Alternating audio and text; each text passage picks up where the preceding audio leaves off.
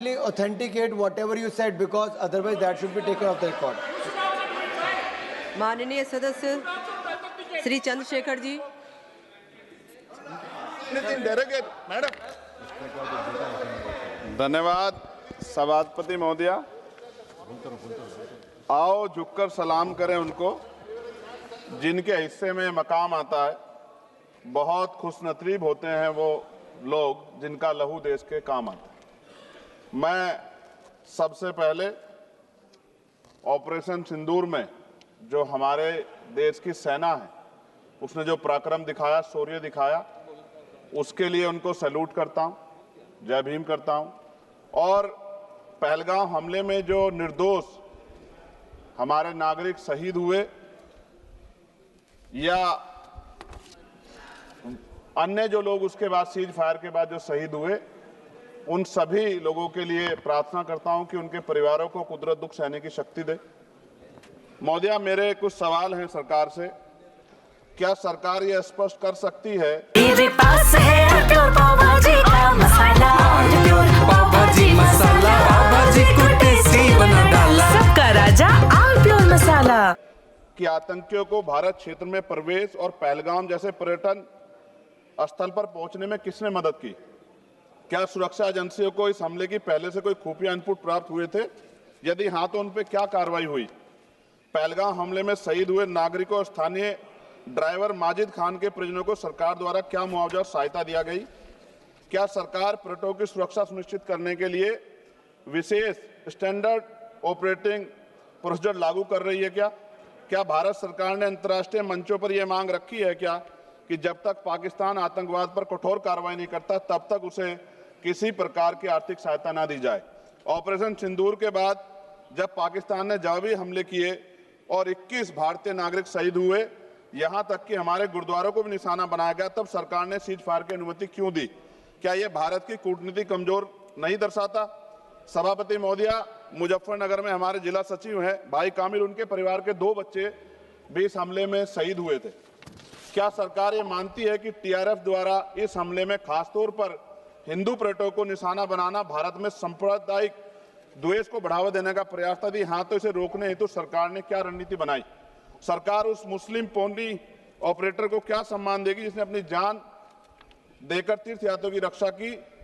क्या उसे शहीद घोषित किया जाएगा? पाकिस्तान को हाल ही में आईएमएफ द्वारा $2 अरब से अधिक की सहायता राशि दी गई है। क्या भारत ने औपचारिक रूप से आईएमएफ और अन्य वैश्विक संस्थाओं के समक्ष आपत्ति दर्ज कराई है? क्या सरकार ने जांचा है कि आईएमएफ या अन्य विदेशी मदद का कोई हिस्सा आतंकवादी गतिविधियों में उपयोग तो नहीं हो रहा है? क्या सरकार ये स्वीकार करती है कि पहलगाम हमले में खुफिया तंत्र पूरी तरह विफल रहा है? यदि हाँ, तो कौन जिम्मेदार है और उसके विरुद्ध क्या कार्रवाई होगी? क्या सरकार स्पष्ट कर सकती है इतने भारी सुरक्षा प्रबंधों के बावजूद टीआरएफ जैसे आतंकवादी संगठन के सदस्य भारत में प्रवेश कैसे कर जाते हैं? क्या सरकार ये बताएगी पहलगाम जैसे संवेदनशील क्षेत्र में सुरक्षा समीक्षा अंतिम बार कब की गई थी और उसमें क्या कमियां चिन्हित की गई थी? प्रधानमंत्री जी ने इस हमले के बाद पहलगाम का दौरा क्यों नहीं किया जबकि देश भर में भावनात्मक उबाल था? क्या सरकार ने शहीद हुए नागरिकों के परिजनों को आर्थिक मदद व स्थायी सहायता प्रदान की? यदि हाँ, तो उसका विवरण सदन में प्रस्तुत करें। महोदया, सरकार के लोग सेना के सम्मान की बात करते हैं। इस घटना के बाद सेना के जवान अमरनाथ यात्रा की ड्यूटी पर जा रहे थे, ऐसी रेल दी गई उनको जिसकी हालत बड़ी खराब थी। सेना के जवानों ने मना कर दिया कि हम इस रेल में नहीं बैठेंगे। 4 दिन बाद बदलनी पड़ी। और सरकार के नेताओं की भाषा देखिए, कर्नल सोफिया कुरैशी के बारे में किस तरह के शब्द यूज किए गए, इन पे भी हमें चिंता करनी चाहिए। देश की सेना के लिए मेरी मांग है महोदया कि सेना और अर्धसैनिक बलों के वेतन को टैक्स मुक्त किया जाए, बैटल ऑफ ऑनर से सम्मानित, क्योंकि ये इस समय ऐसा विषय चल रहा है कि देश की सेना पे हमें गौरव है, गर्व है, लेकिन जिस तरह से आतंकवादी गतिविधियां बढ़ी है, मेरी मांग है कि बैटल ऑफ ऑनर से सम्मानित चमार रेजिमेंट को बहाल किया जाए, Gurjar regiment, Mehtar regiment, Yadav regiment बनाए जाए, क्योंकि देश का जो किसान का मेरा उसके अंदर देश का जो गांव में रहने वाला जो व्यक्ति है उसके अंदर देश प्रेम का जज्बा बहुत जबरदस्त है। अगर इनको मौका मिलेगा तो शायद पाकिस्तान छोड़िए, चाइना की हिम्मत भी नहीं होगी कि हमारे देश की तरफ आंख उठा के देख ले। महोदया, बाबा साहब अंबेडकर कहते थे हम प्रथम और अंत्य भारतीय हैं। भारत की आन पे जब आंच आती है तो जिस तरह इस बार प्रदर्शन हुआ, एकजुट रहा देश, सारा विपक्ष हो पक्ष हो सब एकजुट रहे, ऐसे हमें एकजुट रहना चाहिए। अगर हम एकजुट रहेंगे तभी हम आतंकवादियों से लड़ पाएंगे।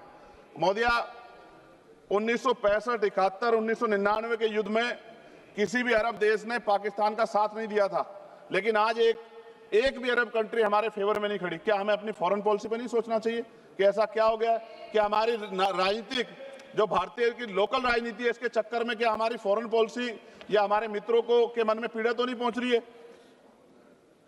पाकिस्तान ने कहा और आपने मान लिया, और आपने सीज फायर का आज रक्षा मंत्री जी को मैंने सुना, उन्होंने कहा भाई, उन्होंने कहा कि महाराज हाथ जोड़ते हैं छोड़ो, उन्होंने कहा और आपने मान लिया। लेकिन फिर उसके बाद 10 तारीख को दोबारा से जो है ड्रोन उड़े और 15 लोग शहीद हुए, 43 लोग घायल हुए। हम अपने आम नागरिकों को क्यों, जबकि हम मान रहे हैं, मैंने रक्षा मंत्री जी को सुना, वो कह रहे हैं कि ऑपरेशन सिंदूर खत्म नहीं हुआ, ये रोका गया, इसका मतलब हमें खतरा है कि दोबारा भी हमला हो सकता है, पाकिस्तान अपनी हरकतों से बाज नहीं आ रहा। तो हम अपने आम नागरिकों को और सेना के जवानों के जीवन को खतरे में क्यों डाल रहे हैं भविष्य में? क्या हमें इसके पुख्ता और परमानेंट इंतजाम नहीं करने चाहिए? जैसे अगर सरकार को, मैंने कई बार सुना सरकार के लोग अखंड भारत की बात करते हैं, इससे अच्छा मौका आपको काम मिलता? पीओक्यू लेने के बाद हमारे उत्तर प्रदेश के मुख्यमंत्री बार बार कहते कि चुनाव में कह रहे थे 6 महीने के बाद पीओक्यू इधर होगा, अगर सरकार बन की, जनता ने तो मौका दे दिया, कहां है पीओक्यू? क्यों नहीं लेके आए इस बार आप लोग? तो पहली सीढ़ी तो इस बार ही चढ़ गए थे, जिस तरह से मीडिया ने माहौल बनाया था मोदिया, तो ऐसा लगा कि अगर देश की सेना ने जो हिम्मत जुटाई थी, सरकार मदद करती, तो माननीय नरेंद्र मोदी जी पाकिस्तान के भी प्राइम मिनिस्टर होते इस बार, इसी बार, और फाइनेंस मिनिस्टर बैठी है हमारी, ये पाकिस्तान की फाइनेंस मिनिस्टर होती। इस तरह के हालात बने हुए थे और ऐसा मौका चूकना ही नहीं चाहिए था।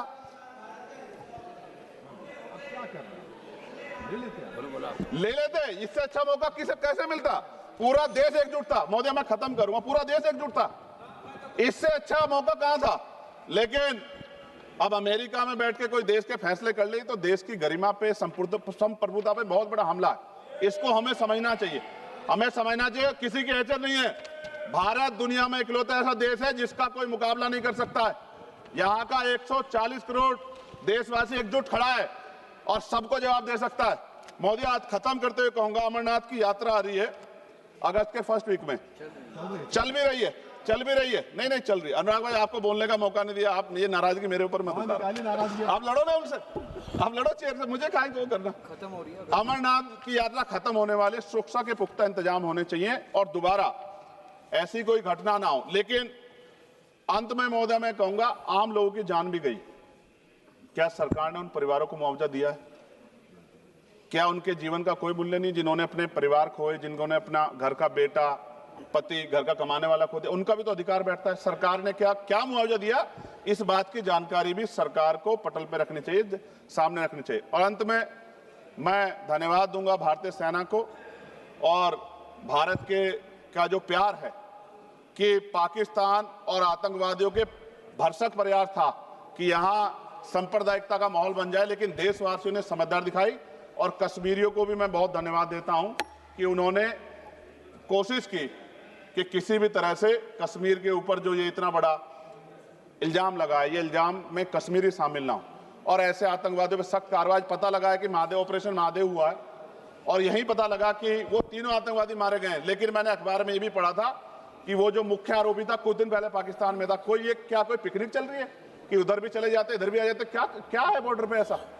ये बताना चाहिए ना देश को। मैं आपका धन्यवाद करूंगा और भारत की महान सेना को मैं बधाई देता हूं, उनके लिए मंगल कामना करता हूं। जय भीम, जय भारत। महोदय धन्यवाद। माननीय सदस्य श्री N.K. प्रेम। मेरे पास है प्योर पाव भाजी का मसाला, प्योर